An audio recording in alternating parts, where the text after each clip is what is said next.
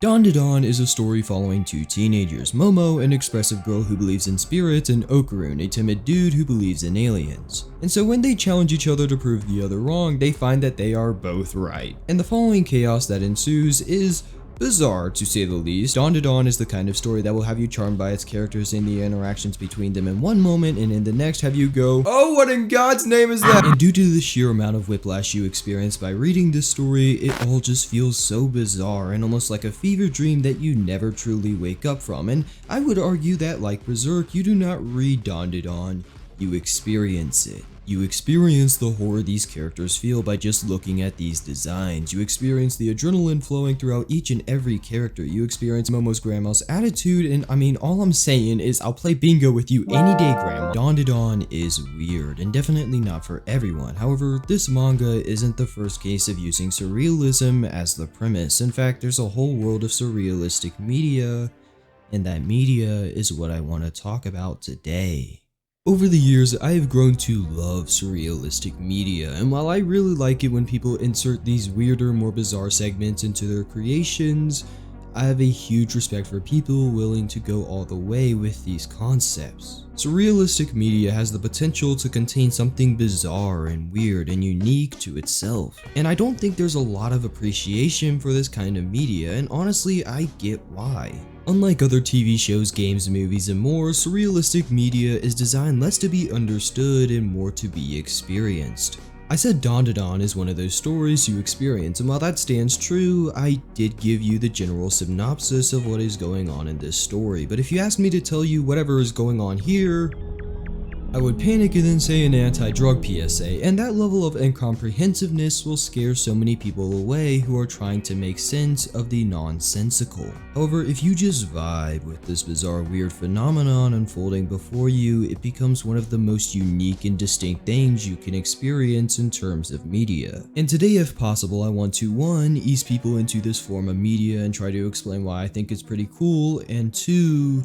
I want to try and maybe show you all how far this concept can be taken. And so to start, okay, look, I need you to promise me that you will not click off this video when I introduce this talking point, okay? No, get your mouse away from the YouTube homepage. There's nothing for you there. Alright. Also, I swear I'm a real human being with interests and goals, and you know what, here goes. So vampire goth girls can step on my— Wait, hey, at least hear me out for like 2 seconds. I will not be discriminated by people without tail. Call of the Night is quite possibly one of the most chill experiences watching a TV show that I have ever had in my life.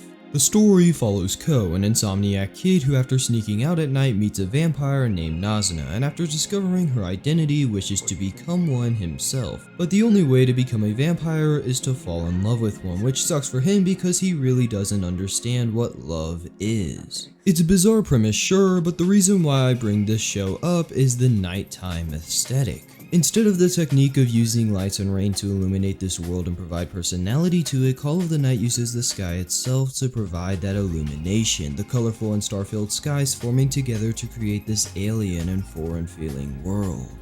However, instead of the show being focused on the desperate attempts to fall in love, it's more interested in watching these characters grow through their interactions with each other, with more of Ko's friends from school joining him in his nighttime routines. And it's just a vibe. You become more familiar with this strange world over time, and that surreality feeling just as distinct but also more welcoming. And watching these characters just bond over their childhood, chill in a pool, or playing Doki Doki Sewing Club in an apartment, which is surprisingly wholesome. I mean, I don't know why I thought this was going to end badly, was really comforting and relaxing. But as surreal as it feels at first, it becomes more familiar and almost personal over time, and through these characters you begin to be more okay with the bizarre elements of the story.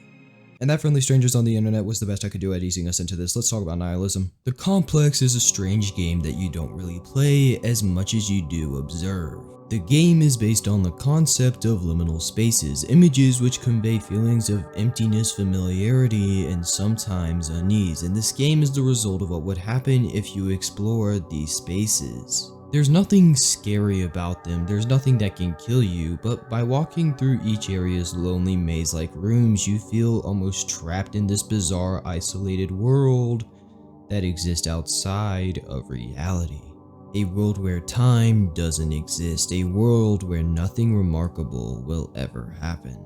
And honestly, it all just feels off and different from our world. It's more subtle than most, and that works in its favor, as without the environment you traverse, there would be nothing remarkable about the game, but in a way, there's nothing remarkable about it anyways. There's nothing awe-inspiring or beautiful or frightening.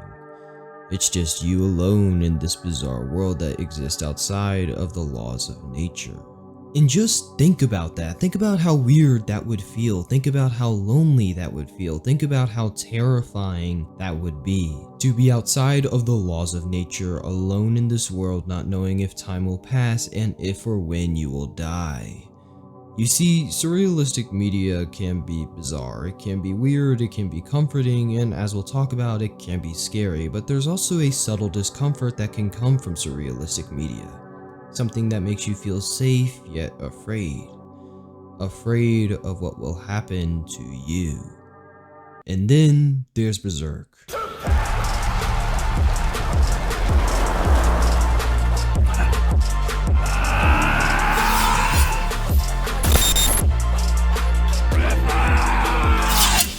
Berserk is one of the most acclaimed stories of all time, and for good reason. Not a single character isn't well developed, the story is constantly throwing curveballs your way, and the action is incredibly hyper-stylized. I mean, just watching Guts swing a sword around makes me think to myself, I have no enemies.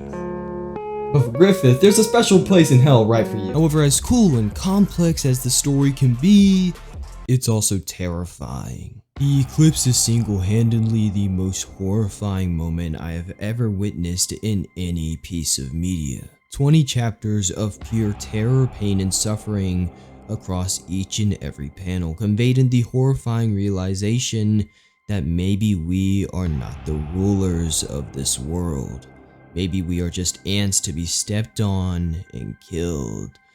That is the terrifying realization of these chapters. And just look at this, look at what these human beings that we the readers have connected to for these previous 90 chapters are witnessing. The foundation of their beliefs and lives that they thought they knew has crumbled before their eyes. Nothing here makes sense to the characters or us the readers.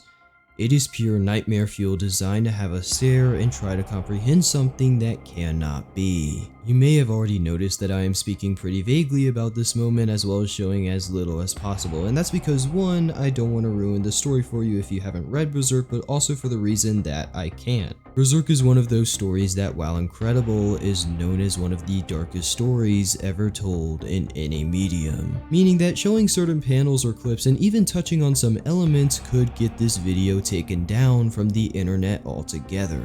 But I briefly wanted to bring up the eclipse because part of the horror is the incomprehensible nature of these chapters. It's bizarre, it's surreal, it's uncanny, and while Berserk is full of this kind of stuff, the eclipse is when it's the most prevalent and horrifying. Oh, and before you read it, look up some content warnings. You will thank me later. Trust me, I didn't go in knowing anything about what was in it. It's worth your time. Just don't read it if you're 7. Unlike Berserk, unlike Call of the Night, even unlike the complex, Yume Nikki has no narrative structure, no characters, no world building. Nothing is concrete in this game, the only thing people being able to confirm about it being that it is about a hikikomori girl exploring a dream world. Yume Nikki is bizarre, and not in the frightening way, but just in an unsettling way. It's not scary, it's not comforting, it's not isolating, it's just unreal. Yume Nikki is a difficult game for me to talk about because, I mean, how do you explain anything that's happening here? How do you explain these creatures, these worlds, this game? Yume Nikki was released in 2004 and introduced surrealism into the video game world. It proved that video games had the potential to not convey stories just through dialogue and characters, but through its environments, and made the public declaration that games can be more than just entertainment.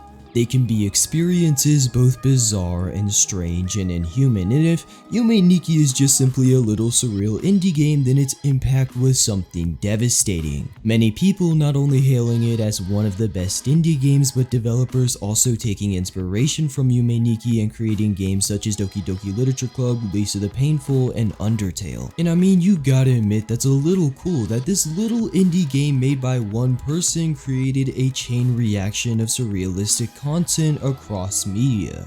However, what's super cool about Yume Nikki is that it was one of the main players in implementing abstract storytelling in video games. Besides some text about the detail of the girl's room and the controls of the game, everything is told by what you see, and you might be thinking, what am I supposed to gain from this? And you're right, I mean, if you asked me to even try to make something out of this, I would be unable to, but that's something many people have done. People creating theories and speculations about the events and narrative moments that happen in the game, or the lack thereof. Yume Nikki shaped what surrealism can be for games, and its impact has reached outside of games as well, and for an indie title, that is one of, if not the biggest praises you can receive as a developer. Okay, so I think I made my case. I really like surrealistic media, and the reason why is it can feel weird and bizarre and alien, yes, but it can also convey themes that are difficult to touch on. One of my favorite narrative-driven games, Omori, doing exactly that.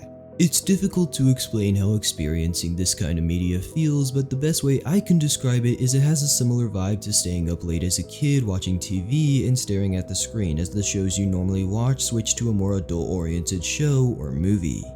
It's unfamiliar and weird and also new to you at this age, and I think a lot of us can remember that time when we started drifting away from the stuff we grew up watching and started watching and experiencing the things that were unknown and foreign to us. However, eventually the same thing sets in.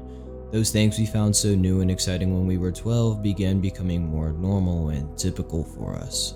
They're still entertaining, they're still fun to watch and experience, but it just doesn't fill you with that same sense of wonder as it once did, and recently I've been worried that the things I enjoy now will one day seem like that. I wonder if I'll still like Sonic the Hedgehog in 10 years, I wonder if I'll still play games at all in 10 years. I wonder if I'll still be making videos in 10 years. The thing is, I don't really know what lies ahead of me, none of us do, and the reason why I feel this way is because I don't want to let that child inside of me die. I want to feel the same as the 6-year-old me when a new Sonic game gets announced. I want to feel excited when I pick up a game. I want to feel the same way I did when I was 11 and first starting to learn how to edit videos. And I get it, I'm still young, I probably shouldn't be worried about this kind of stuff, but I can't help but feel like that person I was 10 years ago is slowly fading away, and that's why I've grown to love surrealistic media. It's weird and bizarre, but it constantly feels new and exciting. It replicates that same excitement and curiosity I felt when Sonic Unleashed arrived in the mail. It replicates that excitement I had playing Pokemon Sun and Moon for the first time. It replicates that euphoria I felt learning how to edit videos like these. And what I appreciate about this form of media so much is that it's made the things I fell in love with when I was younger still exciting to me. It makes all of the non-surrealistic media, all of the quote-unquote normal stuff feel new and immersive. I experienced Call of the Night unsure if I would like it, but it turned out to be one of the most relaxing feelings I had and became a part of my routine before bed. I started Dandadan over the summer along with Bleach, and while I complimented Dandadan a lot in this video, both series have helped me to move forward in new unfamiliar situations I find myself in. And Yume Nikki showed me that I'm not growing out of video games just yet. I just needed to try something new to spice it up. And when I went back to the games that made me feel like I was growing out of the medium, they felt as wonderful and new to me as they did when I first experienced them. I don't have a lesson here, nor do I have something profound to say, but I wanted to share my experiences with surrealistic media and how it helped me out of the dull attitude I was experiencing. It's not for everyone, and that's okay, and I'm definitely not trying to say that I want everything to be surrealistic, but if I somehow managed to convince one of you guys out there to try some of this content, then I'd say it was worth the video. And now, all I really have left to say is, thanks for watching this thing.